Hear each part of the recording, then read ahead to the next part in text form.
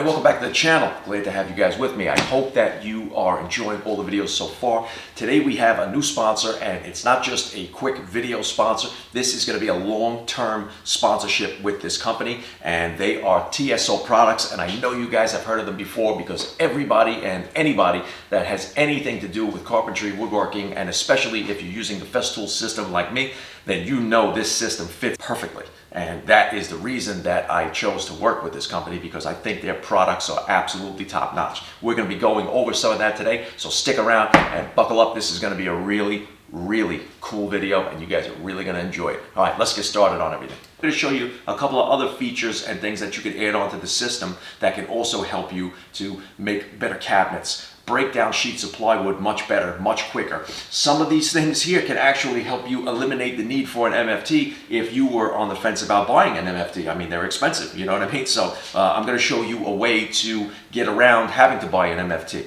So let's go through this whole thing right here. I'll show you everything that's in the box. I'll tell you all about the pieces of the system, and then we'll do the demonstration. Everybody knows I've been using Festool for quite some time.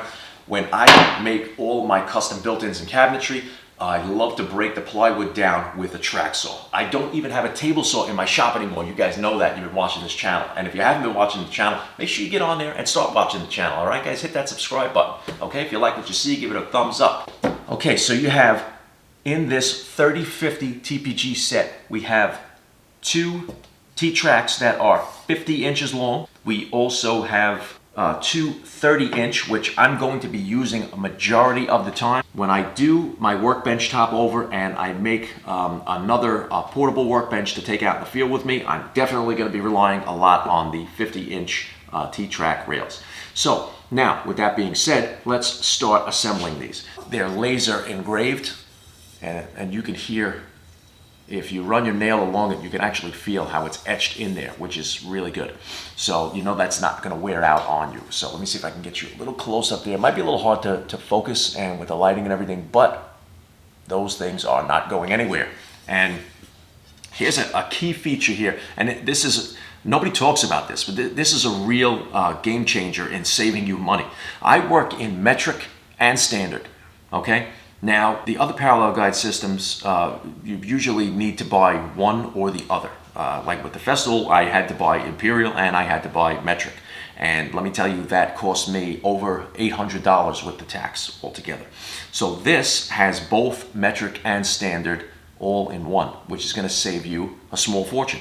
So I think that's a really good key feature that you should know about. So now in this, in the box with this set, the 3050 set, you get these 4 rails. You get these, what they're calling the 2.0 flip stops. You get 2 of these, and you're going to notice that these are, the knobs are spring loaded here, and I'm going to show you why that's important in a little while. You get 4 of these star knobs. You get these 2 small thin rip stock rods, and what these do is these allow you to do narrow rip cuts on pieces, anything that's less width than the actual guide rail itself. So like 2.5 inches, 1 inch, half an inch, 5 millimeters, 6 millimeters, you'll be able to do with that. And I'll show you how to set that all up. Something important here on the flip stop is this little collar right here. And once you calibrate the stop on this, you adjust the collar and lock it in place, then you can actually take this out and put it back and never have to recalibrate it again. So we'll go over that in a couple of minutes. What doesn't come in the pack, now this also, I almost forgot this, this is a 3mm hex head. I actually have had one of these for a while from TSO because I was using their guide rail connectors. So let's tell you about what you need to purchase separately from here, and really the only thing that you do need to make this work perfectly, to make your rip cuts, is these TPG adapters. Now, if you have Festool rails, there's 2 ways to attach this, and that's what's really cool. And that's why I chose these, is for ease of use. And so basically, if you really want to have them, you know, secure and stay on there, you can put them in just like this, and then you lock them on. And then this is obviously after you attach them to the T-tracks, which I'm going to show you how to do. But the reason I'm showing you that first is because there's another key feature where you take these 2 top Allen bolts out, and then this adapter in the back comes off, and then you have just these two little Allen keys on the side here. So I'll show you what that's for. So if you have a Festool rail, now these TSO guide rails work with Festool rails, Makita rails, and Triton rails. I think that's important for me to tell you because not everyone has Festool. So if you have one of those other rails, Makita or Triton, this will work. So now you see I have removed the inside piece that slides into the guide rail. Now I'm going to loosen these two Allen bolts in the back. This is why they call them the drop-on rail connectors. They drop right onto the Festool rail just like that. And then you take your tool, tighten it up like this, and you basically tighten it up to your liking. If you make it too tight, then it's never going to come off. So what I do is I get it all the way on there tight. I feel that it's not going to come off, and then I just little by little start to back it off. And once I back it off and it starts to be able to pop off, just like that. See, that's a little too tight. I can back it off just a little bit more. Now the whole thing comes off just like that. So now what happens is, in theory, if I'm making some cuts and I need to take the rail off the material and get out of the way, I don't have to worry about dragging the 50-inch bars with me and setting it down somewhere. I can just take this and pop it right off the rail with the attachment of the T-track, move it off to the side, and now I have just the rail to move around. So it's a lot less work, it's a lot less weight, but for the purposes of this video right now, what I'll do is I'll use one of them with the attachment in the back that slides into the rail, and I'll use the other one that just pops on and off of the rail just like that, and I'll show you as we go along. This way it's a better demonstration. You can see how they both work at the same time, and then you can choose which one you think you like better, because you can buy these with just the permanent attachment here with it. You can't take it off, and they are a little bit cheaper. And some people don't care about having to pop it on and off. If you're just using this in your shop and you're going to be using it maybe on a small rail and you're going to always have it on there and not care about taking it on and off, then that's something that you don't have to spend the extra money on. Okay, so another thing that I've done is got myself an extra set of the 2.0 flip stops. And why do I think that's important? Because in my business, time is money, and I don't want to have to switch between rails and take the guide stops off and switch them to the other rail and worry about misplacing them. I want to be able to have a set of flip stops on each rail and leave them there permanently so that I can save time. And like I said, time is money. Another thing that I chose to go with here is the GRS 16PE guide rail square. I'm going to show you how cool this thing is. It comes nice and neatly packed.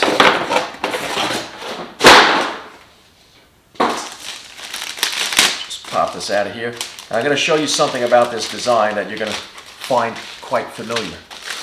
Now, if you know anything about Festool and you see this design here, Festool actually did license this. TSO made this and got it licensed by Festool, and they branded it for them. So you can rest assured that this is going to be an absolute quality piece, and I'll show you how this works. So first of all, you have this nice clip on here, and it has this rubberized coating right here on this clamp portion. This is a simple clamp. The way this works, it's kind of like a toggle clamp with a spring in there, right? So you have your rail and you want to make a really quick square cut. Well, you just take this piece right here. It has the notch that fits right into the bottom side of the rail. Fit that in there. Place it anywhere on your rail, front or back. That hooks right into the rail there, and it's just a simple snap of this little part of the spring-loaded clamp right there. And then you can just drop it onto your material like this, square it right up, take your track saw, make your cut. I'm going to demonstrate that also because we're going to be cutting up a piece of plywood, and I'm going to show you how I can make everything completely square with this whole system without needing anything else. Let's start putting the system together. Okay, so this is made of the highest quality aluminum, and they're extruded perfectly straight. So everything you see here, you know that it's going to be bang on. When you make those cuts, you're going to have the accuracy that you need. Okay, so the connectors, they have threaded holes on them, and they'll go underneath the bottom here. They'll just get connected with these star knobs. And that's another thing that I like is there are some other brands out there of parallel guides that don't just go on one way. You actually have to calibrate the movement of the head of the adapter that sets into the guide rail. Not these. These are actually machined in perfect place, and you just put them on one way, you tighten up the knobs, and now those are ready to go, and all you need to do is calibrate the stops. There's no play in the adapter head at all. The one that still has the guide rail connector, and this is the one that does not. This will be the drop-on one. And I'll just take these star knobs and we'll connect these just like this. Now I'm also going to show you later on how you can connect this to one of these T-tracks so that you don't need one of these. All right, got those set. Now I'm going to take my stops, and it has a little bit of a spring load on it. And the whole reason for that is that once you get it in there, it has this, because of that spring load on the knob there, you can push down, move it, and then it'll stay in place without moving, and then you can push it down again and move it, and then you lock it in place once you get your measurement with this piece right here. So another important thing is when you loosen these up, if you're moving around, because of that spring-loaded tension, they're not going to fall off like the other guide systems. So that's locked in there. So let's just take that and we'll move it to the front, a little bit of a squeeze for that spring tension, bring it forward. And you can see how like that, and that precision right there with that spring loaded allows me to just push it right to my measurement, right on my mark, and then lock it in place. And the first thing I always do is make a straight line rip on the material. Now that we have that out of the way, can move this and get ready to set up to calibrate. The way we're going to do this is to calibrate it. We need to set it using your perfectly cut to your track saw guide strip. I have my drop-on connector here, and this is going to go on this side right here towards the end, right there. Okay, now this is the side that slides inward into the rail. This one has the adapter still on it, so that shows you how easy that is. And now I get it in place, and I take the provided tool and I tighten it up. You don't have to kill it. I'm taking a combination square, putting it up to that line. I have this all loosened up, ready to go. I'm going to move this to 200. This is what I love about the spring-loaded system here, is that I can look straight down on my mark and I can just push the stop block just like that with that little bit of tension that it has right until I cover that line at the 200 mark so that I know that I'm exactly where I want to be. Then I lock it in place.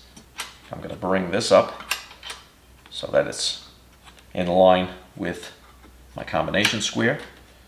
I have it up against my guide strip. Just tap it until it makes contact, and then using the tool, tighten that up, move this out of the way, take my stop collar, back that up, and tighten that stop collar up so that I know that that's ready to go back in next time in the same exact spot. All we need to do is, this is our reference edge right there. So what do we need to do? Just take this and flip it around, because you want your stop blocks to be contacting your reference edge, because that's where you're going to make your cut from. Drop these right on there, just like this, and let's set these to 250. Now what I'm going to do is pull the rails back. Okay, I'm going to drop these down all the way so that they contact the material as I push it. Now they're both contacting the material, so I know that this cut right here from here to here is going to be 250. What I'm going to do is make a little support right here. You can just take simple little extra pieces of the same thickness, drop them on the back. Let's get our safety equipment on.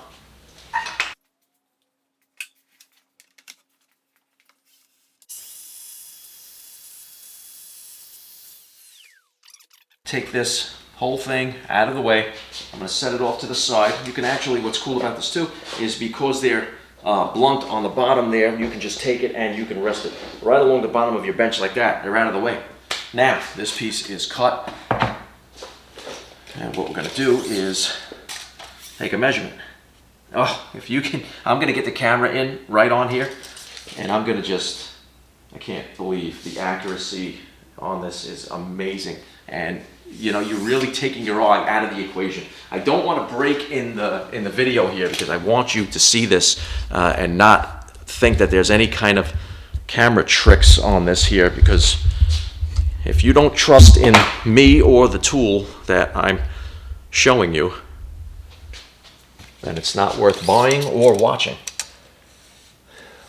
Let's see the best way I can do this. All right, let's see. Let's see if I can hold this up to the camera at the same time that I can get the measurement and show you. It's a little difficult. It's going to be a little awkward. I hope that's coming through okay. I'm trying not to move, but I am holding up the board and trying to focus it in the camera at the same time. But that is dead on 250. Now, if you're making cabinets, you need this kind of accuracy. If you don't have that accuracy, then your cabinets aren't going to be the right size. All right, let's move on to, now that we have it parallel, I'm going to show you a way to make perfect cross cuts without using an MFT. GRS 16PE, this is TSO's guide rail square. Now I'm going to be using the shorter guide rail square for this because we're making a smaller piece. So what I'm going to do is, this is my reference edge. I'm going to show you something cool really quick here. So when you're using, like I use the MFT, I would always reference this up against the fence and then make my cut. But since it's facing me, I don't have to turn it towards the fence. I can actually just take my guide rail square, slide that, and then pull down on the spring-loaded clip right here, just like this. And that is bang on 90 degrees. I also have a little extra support now because this is the piece that I had as an off-cut. I'll just leave that on the back. So now what I'm going to do is take this here, and you can just put it right up against your material. I'm going to go to the edge over here, just like this, and make sure that I'm in contact, that I'm holding it firmly against the material here so that it's completely 90 degrees to the material.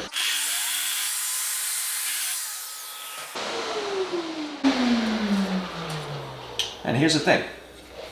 You don't just have to trust your instincts that you made that 90 degrees, that cut. You don't have to go ahead and go get a separate square.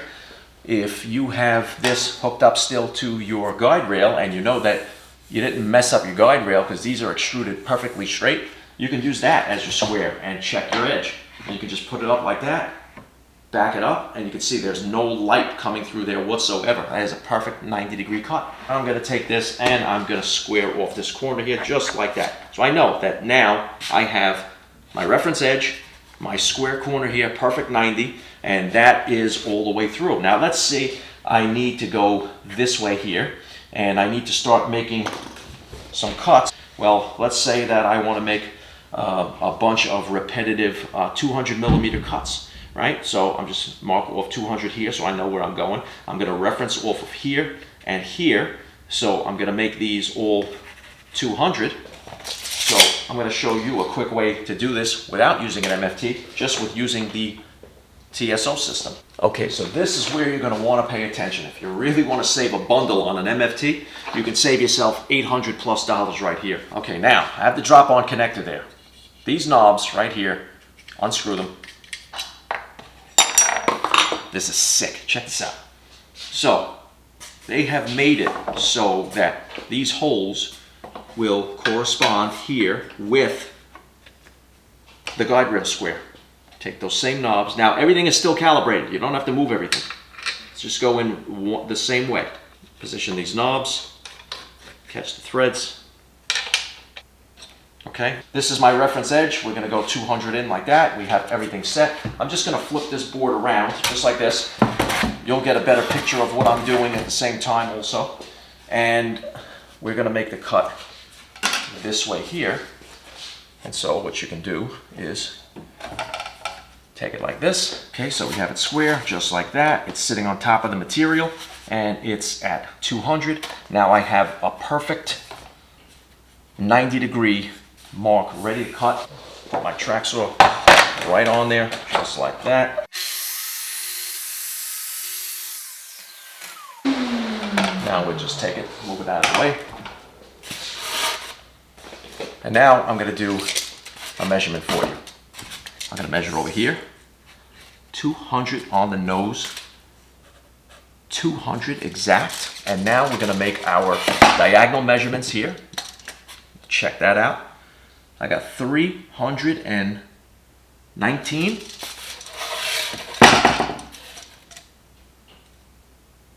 319. So this is a perfect square right here. So now if I need to make 3 more of these or 4 more of these, depending on if I'm, making some cabinet sides or whatever, and I'm 764 millimeters, I just bring it here like this, bring it back over, got the stop in place, boom, square it right up to the material, just like this, got it in there, ready to go, make the cut, bring it over, do it again, square it up, make the cut, and just continue on like that. And it's the same as having the MFT with the drop-down fence. The only thing is you don't have to keep bringing the fence up and down on the hinge plate. Well, I gotta tell you guys, I am really digging this system, and I really enjoy actually using the rail square with the T-track for this purpose right here. I mean, that's really cool, and it's just so easy to disassemble it too. So now what I'll do real quick is I'll go through the thin rip calibration. Thin rip rods here. The calibration is super simple. You have your stop here. Now we have the depth collar set so that we don't have to recalibrate this. So what we're going to do is just loosen that up and pull the stop plunger right out and put that off to the side. So what I'm going to do is just take the calibration rod here, and I'm going to position it into the same slot where the stop collar went. And what I'm going to do is I'm going to go with a roundabout number here of, you know what, I'll tell you what, I'll do this in imperial for those folks who work in imperial, because I did the other one, the other scale, when I calibrated the stop block in metric. I did that in metric. Now let's do this one imperial for the imperial folks. So let's go to 10. We'll go to 10 inches on this. Lock it in place right there. Just grab this piece that's squared cut, nice clean cut here. I'm going to put that right up against, making sure I'm touching the guide strip, the thin rip rod here, and I'm going to push it until I'm hitting that. So what I just did now is calibrate 0 clearance on this rod to the guide strip. Here is the little trick to this. Now obviously this has to go underneath to make the cut for this, right? So what you need to do is, since we set this to 10 inches right here, right? If we want to make a 2-inch rip cut, all I have to do is add that number to the 10 that I calibrated it with. So we calibrated it on 10 inches. So if I want to make a 2-inch cut, I'm just going to back this up until I get to 12 inches. I'm going to push my stop onto the 12-inch mark there, right? And this has to be underneath. So the first thing I'm going to do is back it up all the way until I have the clearance where I could drop it down underneath the guide rail, just like that. And I'm going to bring this to the 12-inch mark, okay? Locking it down.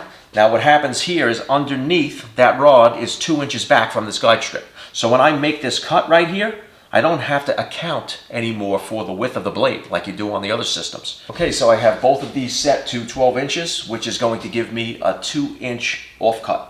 So now I just slide the material and the rails until it contacts. You can hear it contact underneath. That's a positive stop right there. Okay, move this piece out of the way right there. We can take our tracks, move them back, and you can see you're left with 2 inches. Perfect. I mean, you just can't get any better. Let's see if I can get you this angle. I mean, look at that.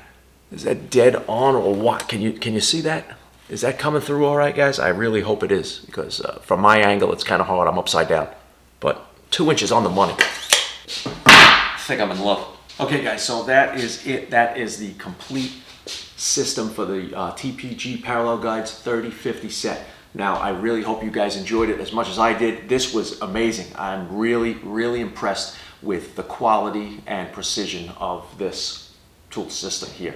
Now I hope you guys really stick with me on this, because I have a lot of videos here in a series upcoming involving all these tools and another tool that TSO has sent me. I'm going to be rebuilding this workbench top, and also going to be building a separate workbench top that's going to be portable with sawhorses to bring out the job sites, kind of like a pork bench. And I bought his plans, so I'll be doing something like that. So definitely make sure you stay tuned for that.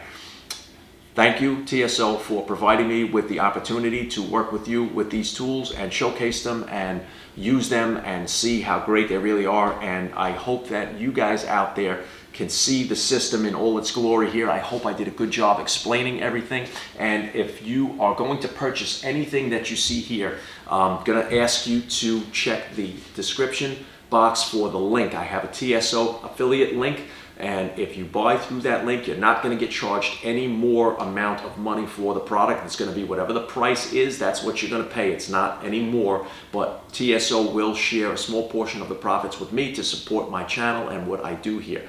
They're going to be used in all my videos going forward from here on in. TSO is now part of my YouTube family, and I'm glad to have them as a partner, because they are an incredible company and they are reputable, and they also have good reps who have great communication skills as well. I've been in contact with them numerous times, and we go over everything, and let me tell you, they ship out everything quick. All right, I want to say thanks again to you guys for watching this video and sharing this time with me and spending some shop time with me. I hope you guys enjoy the shop projects. I want to say thank you to the sponsor, TSO, for sending me all this stuff and actually working with me on this. This is a great opportunity, I think, for myself and also the company too. I hope to bring them a lot more exposure. I know a lot of people already do know about TSO, and they are using them. So I'm going to say that this is a total success here, and I am glad, because I don't want to put anything out there and give you any impressions, or any companies any impressions that have tools that they're going to just send me and they think work and they just want me to showcase them. It doesn't work like that. I only bring you the tools that I use and will use and continue to use and that work, and I know work because I've tested them.